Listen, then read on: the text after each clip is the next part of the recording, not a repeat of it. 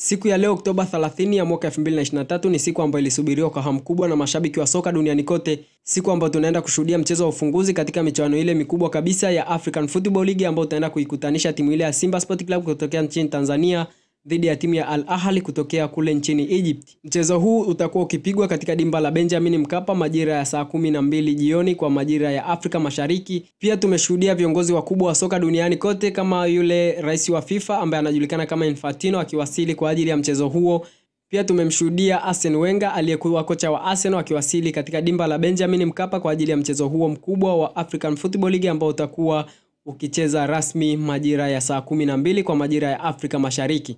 Pia wapo marefa maarufu duniani ambao wameweza kuwasili katika mchezo huo ambao ni mchezo wa kihistoria na mchezo ambao unaenda kuchezwa kwa mara ya kwanza kabisa katika ardhi ya Tanzania. Mchezo ambao unaenda kuacha historia kubwa katika ardhi ya Tanzania, pia ukiwa ni mchezo ambao unaenda kufungua rasmi dimba la Benjamin Mkapa baada ya kufungiwa kwa miezi kadhaa kutokana na marekebisho ambayo yalikuwa yanafanyika katika uwanja huo wa Benjamin Mkapa jijini Dar es Salaam. Timu ya Simba pekee ndio timu kutokea katika ukanda wa Afrika Mashariki ambayo itakuwa ikiwakilisha katika michuano hiyo mikubwa ya African Football League, michuano ambayo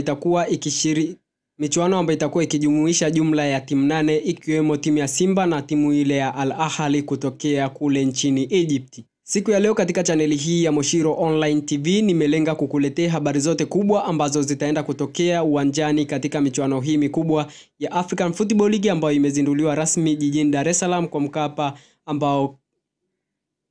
mchezo wa kwanza utakuwa ni mchezo ambao utakutanisha timu ya Simba Sport Club dhidi ya timu ile ya Al Ahly kutokea kule nchini Egypt. Hivyo ni kukumbushe kugusa neno subscribe pamoja na alama ya kengele ili uweze kuendelea kupata update zote ambazo zitaenda kutokea uwanjani siku ya leo, ikiwemo magoli, ikiwemo pia matokeo, lakini pia tukiwa na uchambuzi mbalimbali ambao utaenda kuwa katika uwanja huo wa Benjamin Mkapa katika siku hii ya leo, siku ambayo tunaenda kushuhudia mchezo huu mkubwa, mchezo ambao unaenda kuwa mchezo wa ufunguzi katika michuano hii mikubwa ya African Football League.